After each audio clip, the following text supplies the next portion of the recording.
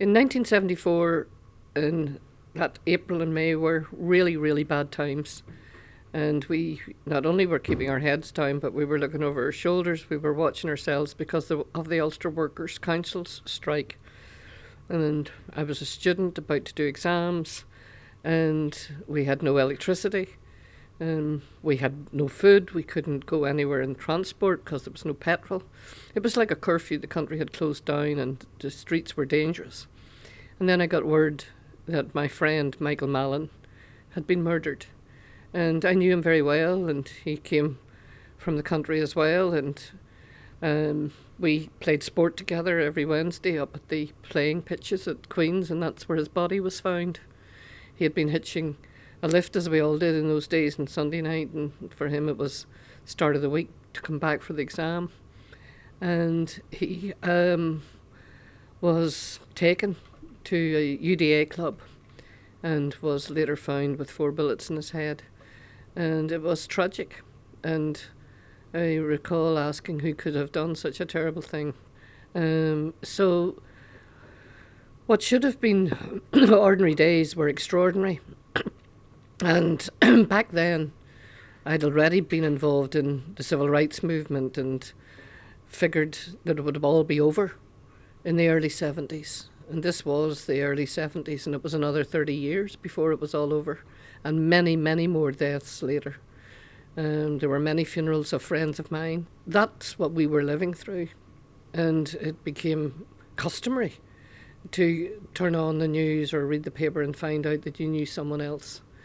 So it was definitely time to end it.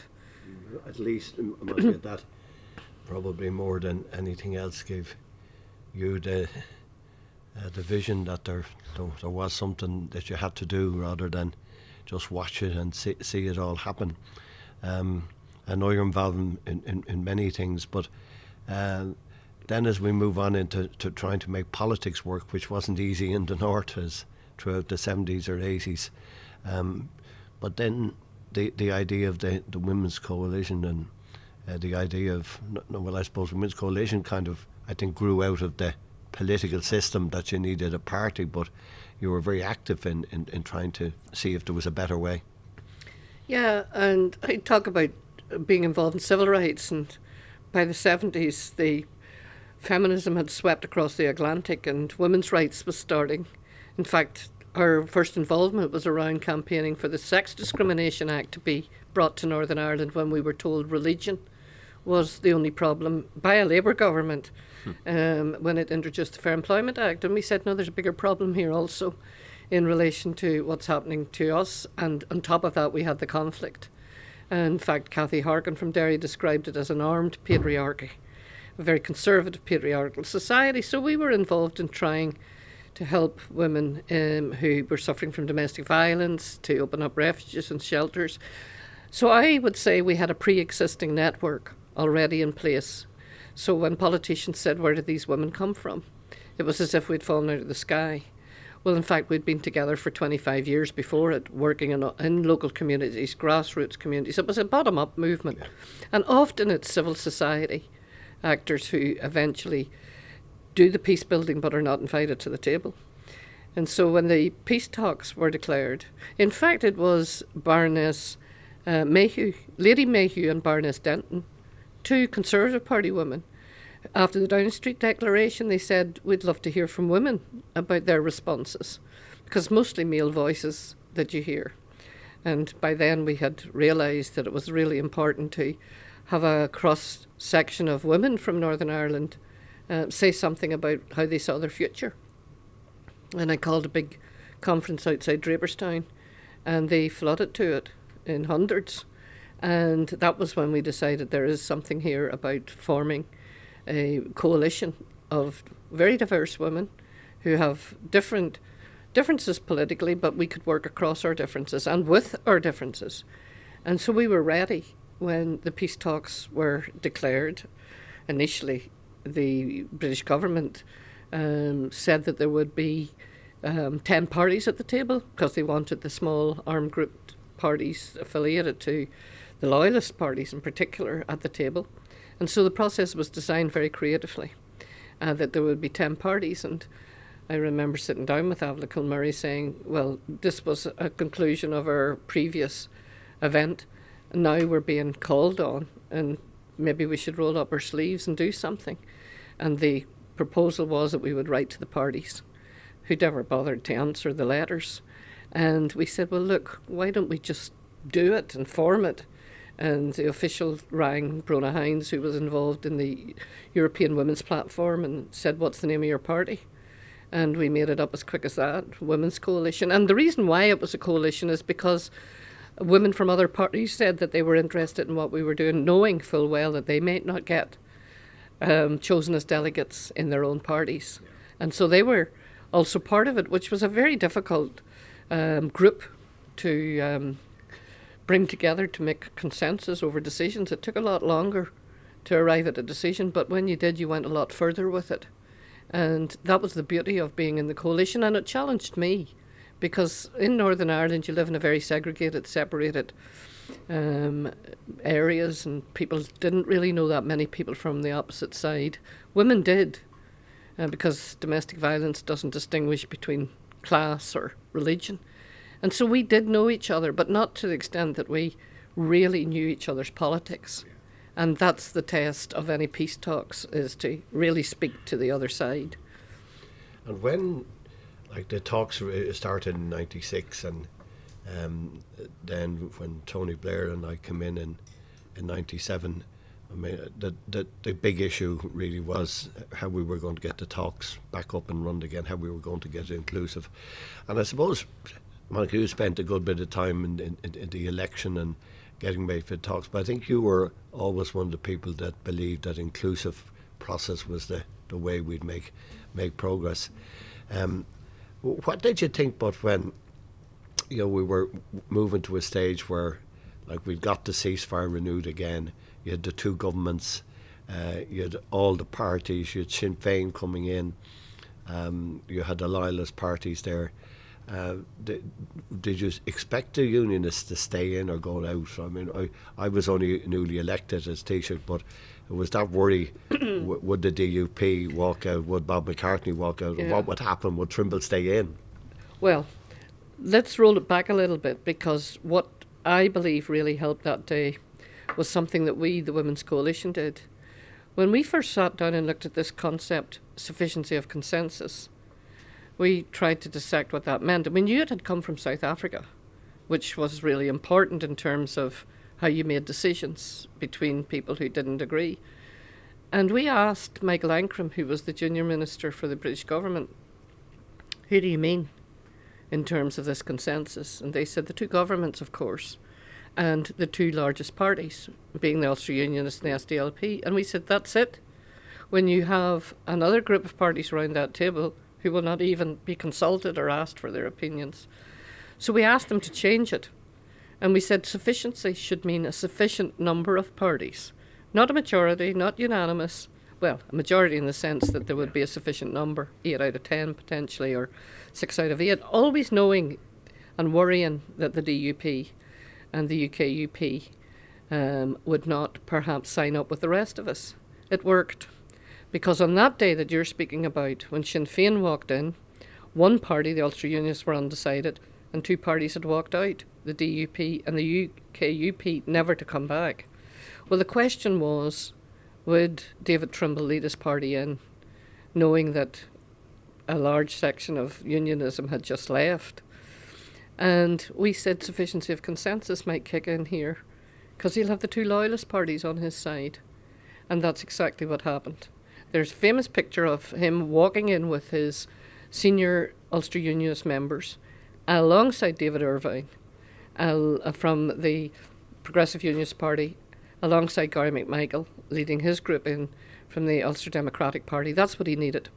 And no one was going to call those two men traitors, or was going to call them a sellout. As David Irvine used to say, it takes a second to say sellout and it takes a lot longer to say it isn't. And that's what David Trimble was being accused of by sitting down with his enemy, Sinn Féin. And I remember thinking, will they come back? And it was a tense period. And every day we said to Senator Mitchell, mañana, tomorrow, tomorrow, tomorrow. And eventually they walked back into the room. And it took a few more days then for us to set up General Chancellor to deal with that burning issue, which was preventing the Unionists from thinking that we could sit at the table with Sinn Féin, which was decommissioning. So we sorted those out, and it was towards the end of that September I said to Pearl Sager, my colleague at the table, this is it. We'd been there for 15 months. It'd been a hard slog. It also made a difference that you got elected and came in, and that Mo Mowlam got elected, along with Tony Blair. It was like a breath of fresh air had suddenly swept into the room. There was a new dynamic. All for me now was the ingredients were there. Two leaders from two different governments, the Irish and British, never before at the table, both from very different ideological points of view, but the chemistry could be clear to see. I figured this is going to work. And then all the parties to the problem had to become parties to the solution, and they were now seated at the same table. So we stood up and we shook hands, the parties that were around us, and everyone started clapping. So that was the kind of moment when I felt we'd turned another page. And that run to Christmas of that 97, like, for me it was early into the talks because you've been at it for 18 months or so at that stage. But it was a difficult few months because we seemed to be talking, going around, and through no fault of your party, we weren't making much progress. We weren't, and to the extent that the prisoners on the Loyalist side in the UDA said to their leaders of their party, to Gary McMichael and to another good man at the time, David Evans, you guys have to leave the table. We don't believe these talks are going to work. They're just going round in circles. And we made a decision to go into the prison at their invitation to speak to Michael Stone, Adair, Johnny Adair, and Bobby Philpott, three pretty hard men. And the prison officers put Alsatian dogs on the ankles of Pearl, May Blood and myself as we walked through the gate. I think it probably was a way of intimidating us. They certainly succeeded. What was more intimidating was the hard porn on the walls above the secretaries in the prison officers' area, which I was shocked at. I wondered, could I be much more shocked? And the prison officer said, I'm going to lock you up with these three men now in this mobile hut, and I'll come back in 3 hours. And that's what happened. And we convinced them, we hoped, that their negotiators were playing a good role. Now, why would I have stuck my neck out to the extent that inclusion was really being taken to its limits? Because these were not good characters.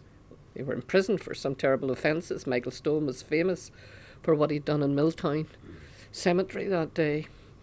And I remember thinking, well, we do need the voice of working class loyalism at this table. If we are going to have a peace deal, if we've brought them in from the cold, they need to be kept in the cold. It wasn't a patronising way of doing it, because going into prison wasn't easy. And Mo Mowlam went in 3 months later, to her credit, and they made a lot of fun of her, passing a cup of tea over to Johnny Adair, saying 2 sugars, Mr. Adair, as if that was, funny. We were in serious business here. We were in the business of keeping people at the table. And that then turned around after Christmas. And we were in the countdown because we already figured this has gone on for 2 years and it won't go on for much longer. Senator Mitchell had left his wife and newborn child, and people were far from home. The Canadians, those from Finland, and the United States Secretariat. And people were beginning to get weary. Yeah. And a lot of murders were starting. Because when you look like you might be starting to come to an end, people started shooting outside the room. And it was a very frightening time. And I looked around the table one day and I thought, I wonder, will anybody at this table be killed? Because that can also happen if you look like you're coming towards an agreement.